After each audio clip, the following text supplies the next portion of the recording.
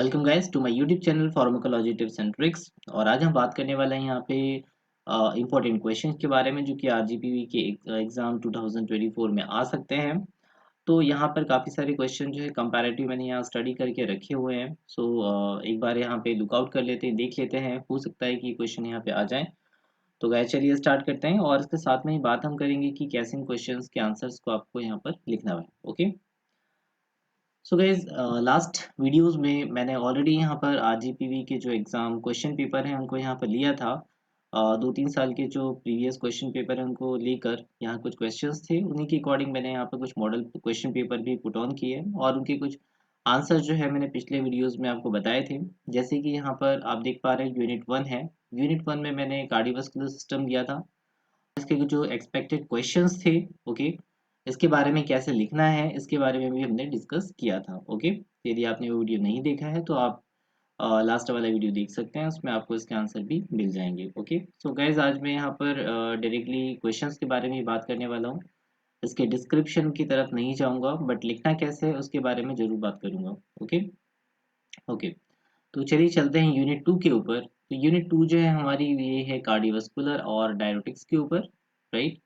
Diuretics की यदि बात करें तो डायरेटिक्स जो है ये काफ़ी इंपॉर्टेंट टॉपिक है। एक बार इसमें से क्वेश्चन जो है वो आ चुका है, जैसे कि 2020 में, 2023 में, राइट, 2019 में भी आया हुआ है।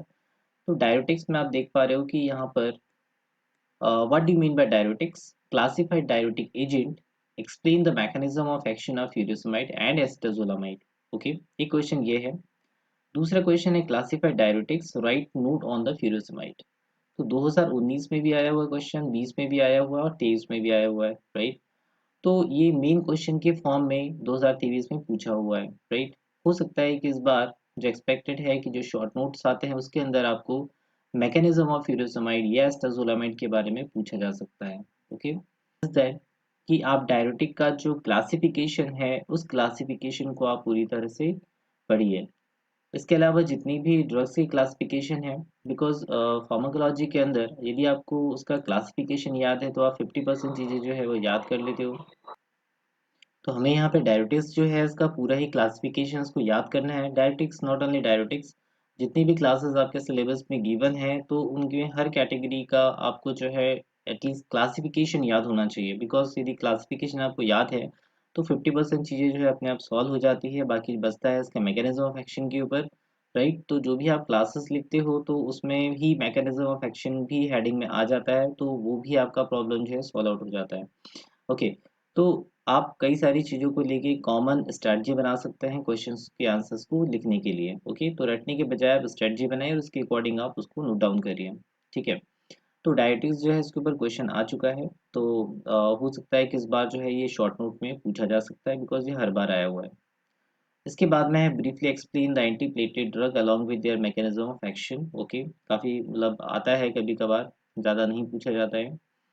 Explain the process of coagulation. Describe the mechanism of action, pharmacological action, therapeutic uses and adverse effect of the heparin. ठीक है, तो coagulation का जो प्रोसेस है ये भी जो है शॉर्ट नोट में पूछा जा सकता है, बट ये 2020 में आया था। एक्सपेक्टेड है कि 2024 के अंदर इसको पूछा जा सकता है।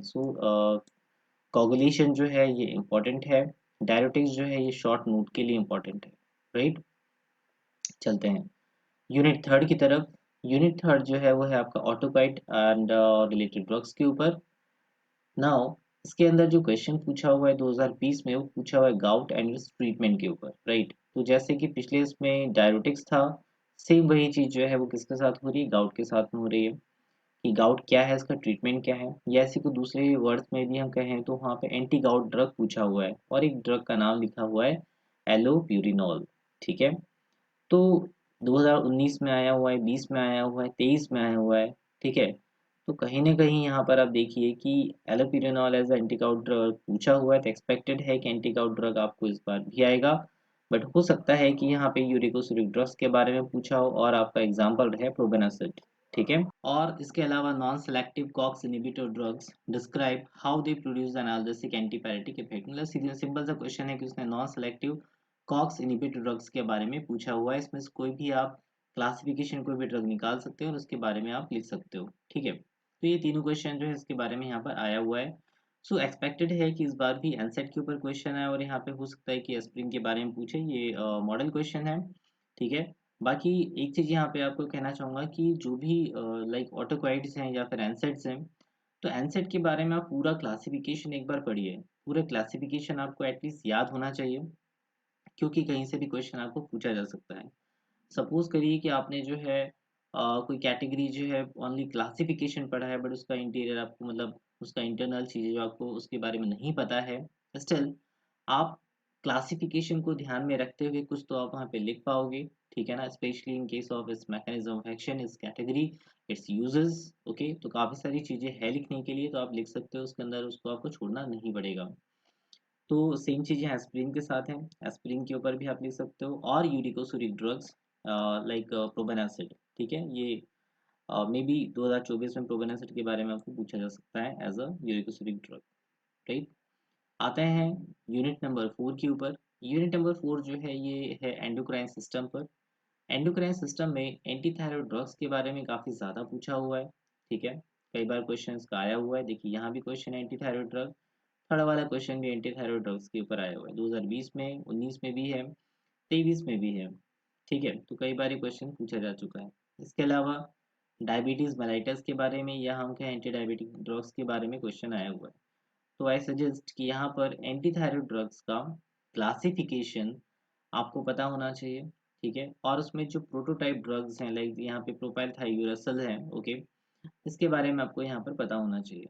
ठीक है, तो यहाँ पर ये मेन क्वेश्चन के फॉर्म में आया हुआ एंटी थायराइड ड्रग्स, इस बार भी मेन क्वेश्चन के फॉर्म में आ सकता है, या फिर ये आपका शॉर्ट नोट के फॉर्म में आएगा। कई बार ऐसा होता है कि मतलब यहाँ पर एंटी थायराइड ड्रग जैसे मेन क्वेश्चन ने पूछा है, तो जो भी क्वेश्चन पेपर बना बना रहा होता है, तो कहीं ना कहीं इसको मतलब इम्पोर्टेंट है, देना तो है ही, तो उसको शॉर्ट नोट के फॉर्म में दे दिया जाता है। ठीक है।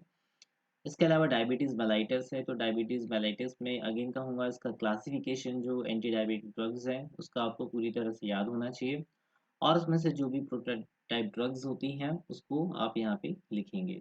ठीक है, ओके, आगे चलते हैं। यहाँ पे यूनिट नंबर 4 में एक्सपेक्टेड क्वेश्चंस मैंने जो यहाँ पे गैस किए हैं वो हाइपोग्लाइसेमिक एजेंट के बारे में है, और इसमें भी pharmacology of the sulphonyl ureas के बारे में लिखना है आपको। इसके अलावा पिट्यूटरी ग्लैंड से निकलने वाले हार्मोन्स के बारे में यहाँ पूछा गया है, उसके मैकेनिज्म एक्शन क्या होता है, एडवर्स इफेक्ट ऑफ जो हार्मोन्स है वो क्या है। ठीक है, जैसे यहाँ मैंने लिखा हुआ है short note anti thyroid drugs, तो एक्सपेक्टेड है ऐसा होगा। नेक्स्ट है यूनिट नंबर यहाँ 5 होना चाहिए, फोर बाय मिस्टेकनली लिखा हुआ है। तो यूनिट नंबर 5 जो है इसमें बायोसी के बारे में क्वेश्चन जो है काफ़ी ज़्यादा आया हुआ है, हर बार ही आया ऑलमोस्ट, कभी मेन एग्जाम मेन क्वेश्चन के फॉर्म में आया हुआ है, या फिर ये कभी जो है यहाँ पर शॉर्ट नोट के फॉर्म में पूछा गया है। तो गाइज बायोसी जो है because it is a part of your practical also, इसलिए होप्स हो कि आपको ये अच्छी तरह से आता हो कि बायोसी क्या होता है, बायोसी के टाइप्स क्या होते हैं, क्या है, राइट। और इसके बारे में बायोसी ऑफ द हिस्टामिन के बारे में भी पूछा जा चुका है। ठीक है, इसके अलावा ओरल कॉन्ट्रासेप्टिव्स हैं, drugs acting on the uterus है, ऑन बायोसी ऑफ द ऑक्सीटोसिन है। तो इस बार जो है बायोसी के ऊपर मेन कंसर्न रहेगा, इसके अलावा जो ओरल कॉन्ट्रासेप्टिव्स ड्रग हैं इसके ऊपर इसका कंसर्न रहने वाला है। और जो है आप ओरल कॉन्ट्रासेप्टिव एंड बायोसी को अच्छे से आप पढ़ के जाइएगा। ओके, एक्सपेक्टेड है कि इसमें क्वेश्चन आए आपके। तो गाइज ये था एक मॉडल क्वेश्चन पेपर जिसके बारे में थोड़ा सा फोकस करके यदि पढ़ेंगे तो डेफिनेटली क्वेश्चंस आएंगे और आप इसको सॉल्व भी कर पाओगे। ओके, सो ओवरऑल इस क्वेश्चन पेपर से एक ही चीज़ मैंने यहाँ पे फाइंड आउट की है कि आपको कहीं ना कहीं पूरे क्लासिफिकेशन की ड्रग्स आपको पता होनी चाहिए, और क्लासिफिकेशन कैसे याद करना है इसके लिए भी मैंने ऑलरेडी वीडियोस बना के रखा है। इसके अलावा आपको जो ट्रिक्स यदि आती है तो ट्रिक के फॉर्म में आप याद करिए, डायरेक्टली आपको याद करना है तो डायरेक्टली आप याद करिए। हर एक क्लासेस का आपको कम से कम 2 ड्रग का पता होना चाहिए। ठीक है, तो आपको बहुत ईजी लगेगी फार्माकोलॉजी, कहीं भी आप रुकोगे नहीं। ओके, चलिए अब यहाँ पे देख लेते हैं कि पूरी ओवरऑल आपको लिखना क्या क्या है इस क्वेश्चन पेपर में, उसके ऊपर हम बात कर लेते हैं। तो एक जो मॉडल आंसर लिखा जाता है, राइट, तो किसी भी मान लीजिए कि ओरल हाइपोग्लाइसेमिक के बारे में आपको पूछा हुआ है और आपको लिखना है, या डायबिटीज़ के बारे में पूछा है कि डायबिटीज़ क्या होती है, और एंटी डायबिटिक ड्रग्स मतलब ऐसे ड्रग बताइए, ओरल हाइपोग्लाइसेमिक बताइए, जो कि डायबिटीज़ को ठीक करती हो, ठीक है। तो सबसे पहले आपको क्या करना है कि शॉर्ट डिस्क्रिप्शन लिखना है ड्रग की कैटेगरी के बारे में, ठीक है। मान लीजिए कि आपने ग्लिबिन ड्रग ली हुई है और ग्लिबिन जो है वो किस कैटेगरी में आती है, एंटी डायबिटिक है, उसके बारे में आपको शॉर्ट डिस्क्रिप्शन पहले लिखना है। Now classification of the drug, यदि नेसेसरी है, ओके, तो उस कोशिश करिए कि उसका आप क्लासिफिकेशन ज़रूर लिखिए ड्रग्स का, ठीक है? जो भी कैटेगरी आपसे पूछी हुई है, उस कैटेगरी का आप क्लासिफिकेशन ज़रूर लिखिए उसमें, तो ये प्रोबेबिलिटी बढ़ जाती है कि आपका आंसर भी इसमें बड़ा होगा और आपको एग्ज़ैक्टली क्या लिखना है वो समझ में आएगा, ठीक है? क्योंकि कई बार होता है कि जो क्लासेस होती हैं, उन क्लासेस में ही, उन क्लासेस के नाम के अंदर ही उसका मैकेनिज़्म भी छुपा होता है, ठीक है? Now if no drug is asked, choose prototype drug. यदि आपको डायरेक्टली जो है कैटेगरी के बारे में लिखा हुआ है, आपसे कहा गया है कि describe about the anti diabetic drugs, ठीक है, यहाँ पे हमने कोई मतलब क्वेश्चन पेपर में जो आया हुआ है कोई स्पेसिफिक ड्रग नहीं दी हुई है, तो आपको क्या करना है, यहाँ पे कोई भी प्रोटोटाइप ड्रग आप चूज कर सकते हो, या ये भी नहीं आता है तो आप कोई भी ड्रग चूज कर सकते हो जिसमें जिसके बारे में आपको पता हो, जिसके बारे में आप लिख सकते हो, उस ड्रग को आपको चूज करना है, उसके बारे में लिखना स्टार्ट करना है, ठीक है। क्योंकि आपका जो क्वेश्चन है ये 15 मार्क्स का आने वाला है। 15 मार्क्स के क्वेश्चन के लिए कहीं न कहीं आपको क्लासिफिकेशन भी लिखना है और उस ड्रग के बारे में एक्सप्लेनेशन भी लिखना है, मतलब उसकी फार्माकोलॉजी लिखनी है, ठीक है? आते हैं नेक्स्ट पॉइंट के ऊपर। तो यहाँ से अब ड्रग के बारे में हम लिखना स्टार्ट करेंगे। अभी तक इंट्रोडक्शन, क्लासिफिकेशन चल रहा था। तो ड्रग के बारे में उसने उसकी कैटेगरी लिख दी एक लाइन में, उसकी क्लास लिख दी, किस क्लास को बिलॉन्ग करता है। इसके बाद में सबसे इम्पोर्टेंट है उसका मैकेनिज्म ऑफ एक्शन। वो ड्रग जो है वो पर्टिकुलरली किस मैकेनिज्म को फॉलो करते हुए उस डिसीज को ट्रीट करती है, ठीक है? ये उसका रहेगा मैकेनिज्म ऑफ एक्शन। तो आप कंफ्यूज मत होइएगा कि मैकेनिज्म ऑफ एक्शन क्या होता है, फार्माकोलॉजिकल एक्शन क्या होता है, ठीक है। मैकेनिज्म ऑफ एक्शन वो ड्रग का खुद का एक्शन है उस पर्टिकुलर डिसीज को ट्रीट करने के लिए, और फार्माकोलॉजिकल एक्शन है कि उसके अलावा और कौन सिस्टम के ऊपर क्या इफेक्ट आता है, वो pharmacological action of the drug होगा, ठीक है। इसके बाद इसके अंदर आते हैं फार्माकोकाइनेटिक पैरामीटर। फार्माकोकाइनेटिक पैरामीटर में आप बिल्कुल ही एब्जॉर्प्शन, डिस्ट्रीब्यूशन, मेटाबॉलिज्म, एक्सक्रीशन, बिल्कुल आप हेडिंग डालिए और हेडिंग डालने के बाद ही आप लिखिए। कुछ कॉमन पैरामीटर मैं आपको दिखा देता हूँ यहाँ पर कि फार्माकोकाइनेटिक्स में लाइक आपने लिखा एब्जॉर्प्शन, तो एब्जॉर्प्शन के सामने आप लिख सकते हो यदि ओरल टैबलेट ले रहे हो तो डेफिनेटली इसका एब्जॉर्प्शन ओरल रूट से होने वाला है। तो आपने वहाँ लिखा पहला पॉइंट एब्जॉर्प्शन, डैश करके लिखा बाय द ओरल रूट, ठीक है।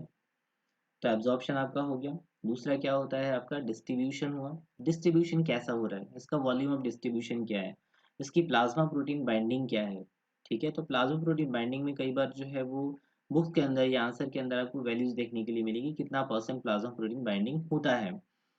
तो हो सकता है कि आपको वो वैल्यू याद ना हो, ठीक है। यदि आपको वैल्यू याद नहीं है तो आप वहाँ पे क्या लिख सकते हो कि प्लाज्मा प्रोटीन बाइंडिंग इसकी हाई है या लो है या लिस्ट है, ठीक है, होती भी है या नहीं होती है।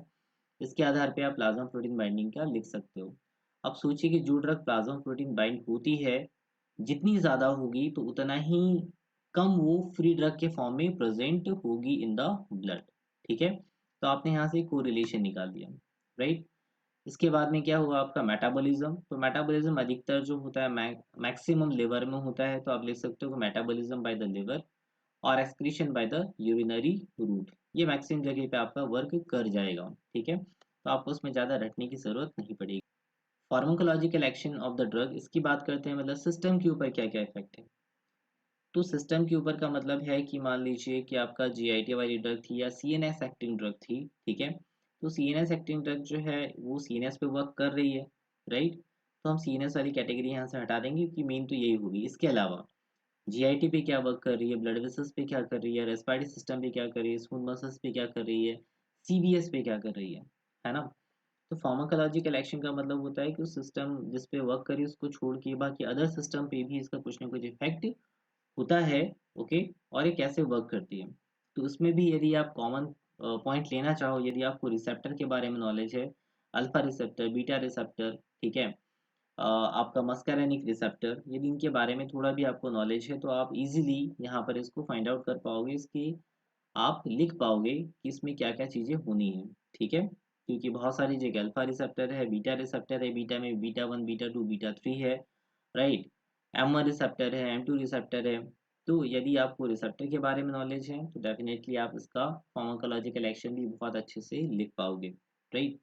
आगे चलते हैं, एडवर्स इफेक्ट या side effect of the drug.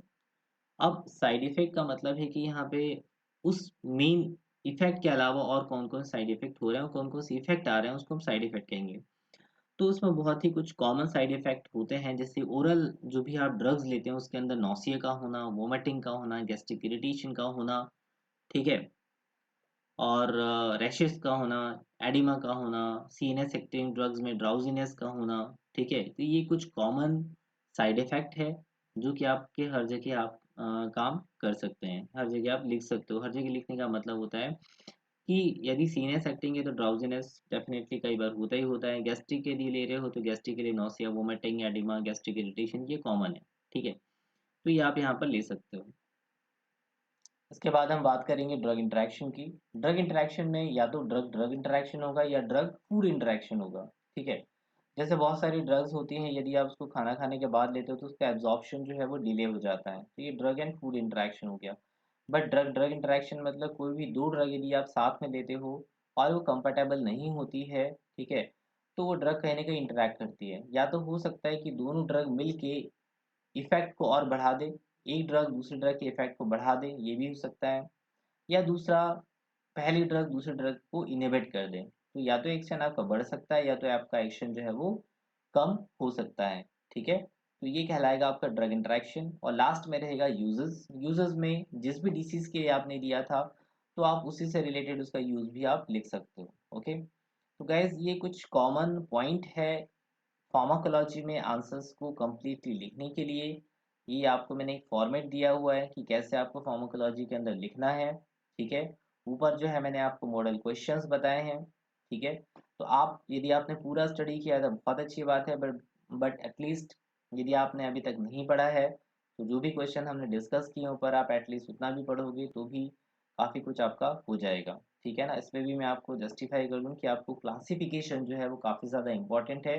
Classification आप बिल्कुल याद करना है आपको, साथ में मैकेनिज्म ऑफ एक्शन। यदि दो चीज़ें आपको पता है तो बाकी चीज़ें जैसे मैंने आपको फॉर्मेट बताया इसके बेस पे आप कर पाओगे और डेफिनेटली कोई भी आंसर आपसे, कोई भी क्वेश्चन आपसे नहीं छूटेगा।